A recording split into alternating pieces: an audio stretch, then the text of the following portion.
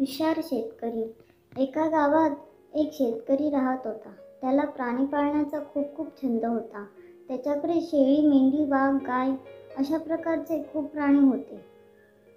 शेतात त्यांना रोज चारण्यासाठी घेऊन जाई. वाघ, शेळी या दोघांना तो नेहमी सोबत ठेवत असत, कारण वाघ शेळीला खाईल याची त्याला भीती वाटते. एके दिवशी तो नदी पार करून आपल्या शेतात जातो. मध्ये गेल्यावरती तो शेळीसाठी एक गवताची पेंडी तयार करतो व खूप पाऊस चालू होतो. त्याला घरी येता वेळेस नदी पार करून यावे लागतं. नदीला खूप पूर आला होता.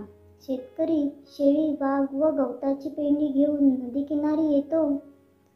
काही सुचत नाही की आता नदी कशी पार करावी, काय करावे असे तो विचारात पडतो. तो मदत होईल का ते पाहू लागतो. किनारी त्याला एक नाव दिसते. तो त्या नावे जवळ जातो.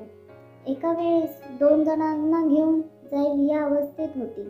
शेतकऱ्यापुढे प्रश्न पडला की आपण यांना नदीकिनारी कसे घेऊन जावे. शेतकरी विचार करतो की आपण जर पहिल्यांदा गवताची पेंडी घेऊन गेलो तर वाघ शेळीला खाऊन टाकेल व वाघाला घेऊन गेलो शेळी गवत खाऊन टाकेल.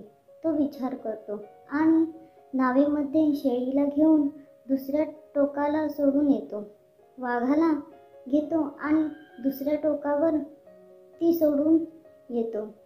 आता तो आधी आपल्यासोबत परत या टोकावर घेऊन येतो व गवताला घेऊन जातो.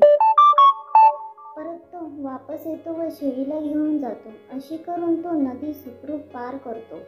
तात्पर्य: विचार करून काम केले तर कोणतीच गोष्ट अशक्य नाही.